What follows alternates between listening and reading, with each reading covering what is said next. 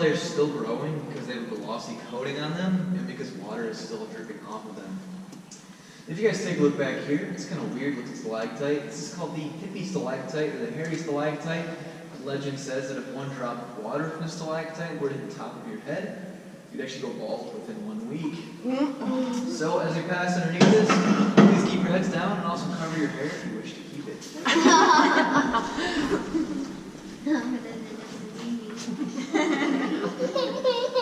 Ella, you're all right, honey. Yeah, right. Dustin, did it drip on you last time you were here? Yeah.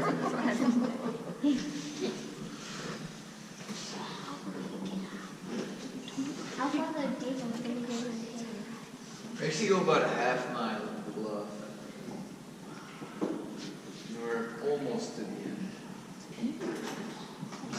I'm glad you didn't explore anymore. Are you Spook? When Gerald Melky first came into the cave, he came in floating on an inner tube because he wasn't sure that the water actually was inside the cave. But when he found out the water was shallow all throughout the cave, he then used his inner tube to help transport tools in and out of the cave. So he just kind of pulled it alongside him and the tools just float on the inner tube.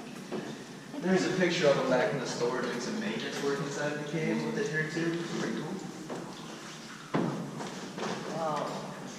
Up here, if you guys look straight up, a little bit to your left, you're going to see the frozen waterfall. Oh, man. The frozen waterfall is made up of columns, and the columns where stalactite and stalagmite intersect. Stalactites, as we saw earlier, grow from the ceiling down. Stalagmites, however, grow from the ground up, and they go about 3 times slower than stalactites. Off to your left, there are some stalagmites, these kind of bullet-looking things. These are very rare at Spook Cave because they usually grow from the floors of caves, but our floor is covered in water, so they just grow on ledges like down there. And that's why they have to kind of bulgy as these. The waterfall that was frozen kind of looks like a skeleton to an animal. You guys take a look behind you, see this black rock along the wall? It's right there. It's darker black rock is called chert. It's a very hard rock. On a scale from 1 to 10, it's 10 being the hardest and 1 being the softest. It's about a 7, while diamonds are a 10 and limestone is a 3. Native Americans actually use that same type of rock for their arrowheads and weapons, things like that. Right above me here, we call soda straw stalactites. They're called soda straw stalactites because if you were to break it off from the ceiling, you could sift through them like a straw. They're completely hollow. And these break off from the ceiling once they're about 18 inches in length because they cannot support their own weight at that time. So some of these longer ones back here break off fairly soon, next couple hundred years or so.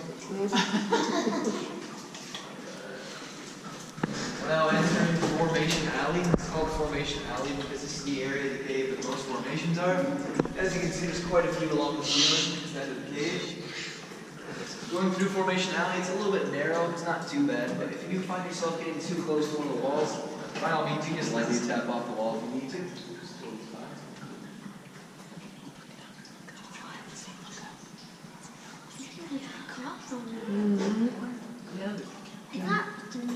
The cave is weeping. We do have 3 animals living inside Spook Cave. Besides the alligators, we have frogs, salamanders, and bats. The type of bat that lives in Spook Cave is called the pipistrel brown bat. They're very tiny bats. They're about the size of your thumb with a 6-inch wingspan. Oh my goodness. We probably won't see many bats, if any at all, because they're seasonal bats. So they leave in the summertime and they come back in the wintertime to hibernate. If you guys would like a better chance of seeing some bats, a good time to return to Spook Cave would be late October. Sometimes early May there'll be a few in the cave too. It's not possible to see a cave, but I haven't seen any in the cave for a few weeks now. Yeah, in the middle of summer, you know, it's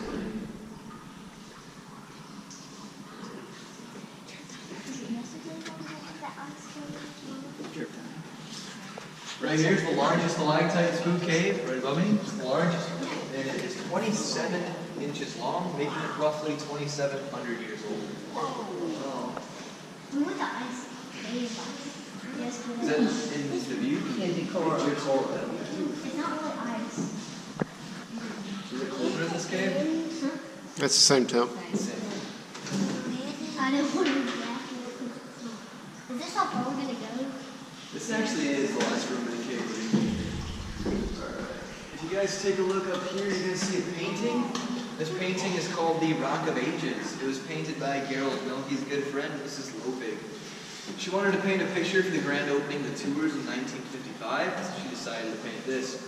It's not actually her original painting though, because the first one she painted could not withstand the conditions inside of the cave. She did later paint this one though, you're looking at now, in 1961. And she painted it using enamel-based paints, which are the only type of paints that can withstand these sort of conditions. So that painting has been up through the same spot since 1961. If you guys take a look behind me, you'll see the cave does go on for a little bit more. We cannot venture on though, sadly, because these boats need at least 14 inches of water to maneuver through the cave, and it is much too shallow from here to there. But once you get past these shallow waters, it's actually 5 to 6 feet deep for a short time. That room back there is called the sump room. At the end of the season, we'll open the dam up outside. This water will flow back down to 3 to 6 inches deep. The staff and employees get a walk back there to the very end of the cave. The cave just continues on for a few more 100 feet, and then it comes to a stop. There's just this really small hole that only water can pass through, about this big. And this is as far the cave tourists have ever gone. If they did raise the water any higher to keep going, then the water would be too high to even enter the cave in the first place. Just the perfect water level to see as much of the cave as possible. So yeah, this is the last room we'll be in.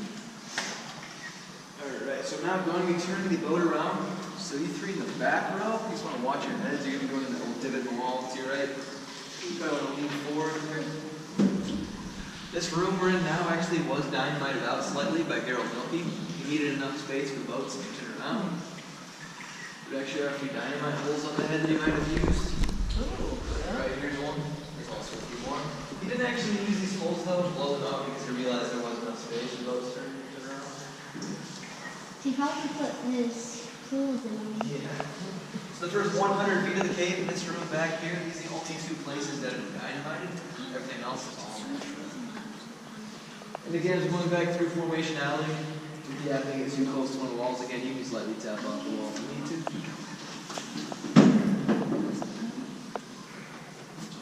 Right above here is the more dense areas, stalactites in the cave. As you can see, there's quite a few accumulated in this area. Geologists say there's so many in this spot in particular because this is the area of the cave with the most moisture and the most mineral deposits. As you can tell, it's a little bit drippier back here in the cave than it was in the beginning.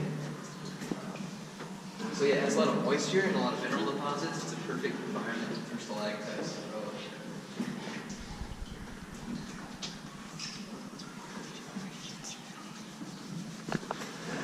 If we were to dig straight up right now, all the way to the surface, we'd actually be in a farm field. Oh. And at the beginning of the cave, it's like a wooded area. There's some hiking trails, but yeah, all the way to the back, just all farm land.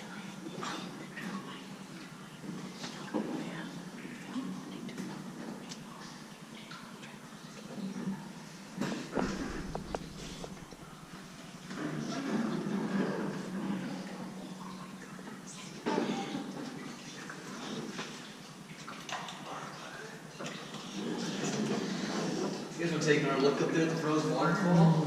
Do the last chance. It goes up about 60 feet, and it's not reached the surface though, because we are now 120 feet below the surface. Wow.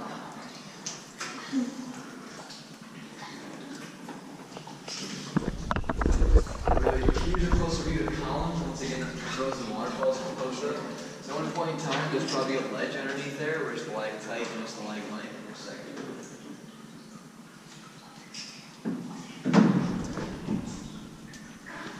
We have different colored lights throughout the cave, like the red, blue, and green lights, because they produce much less heat than the white lights. We put the colored lights around areas with a lot of formations. Because sometimes the white lights, if they're right next to the formation, they sometimes have enough heat they actually damage them and harm them. That skeleton that you showed us, he couldn't be that small. That's small. That's small. Right here is the jaw bone stalactite. It's called that because it kind of looks like teeth are coming out of the ceiling. Geologists know this formation is actually shrinking rather than growing because the calcite is such a weak mineral, and the carbonic acid in the water is just slowly eating this away, and there's not as much calcite around it as there once was. These two here are ribbon strip stalactites or bacon strip stalactites. And when you put a flashlight behind them, they look even more like bacon. Oh, They do. yeah. And again, here's the hippie stalactite. So as you pass underneath this again, be sure to keep your head down and also cover your hair. If you desire to keep it.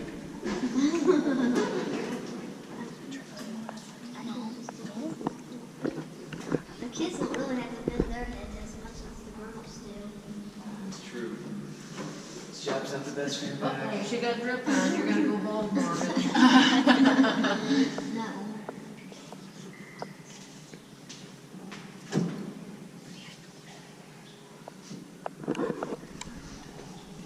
So is anybody camping here right now? No, sir. No, just passing through. Yep. Where are you guys all from? Guyton, Georgia. Well, Georgia? Yeah. live close to Savannah, I live outside Atlanta, Okay. but I grew up in Waukegan.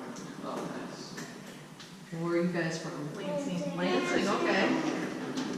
We just had a dinner at the Safe House. Oh, last did night. you? Yeah. Good pizza. Yeah. Yeah, it is. Did you eat peanuts and throw them on the floor? Yeah. Yeah. They told her she had a sweet. Oh, But I didn't. that's all right. We don't ever What was that see place called? The Safe House? The Safe House. Good pizza. It's not really safe. Before they turned it into a pizza restaurant, it was a golf place. Golfing place? No. No, it was a There's bank. a sign. Okay. It was a bank because of the safe door. Yeah. Well, you guys want to say goodbye to old Joe? now? Oh, there's that little teeny man. Look at his hands. Yep. Those are skeleton boats from Halloween, aren't Don't ruin them. Spookiness, Morgan. I'm scared. I believe that tall tale. they? Yeah.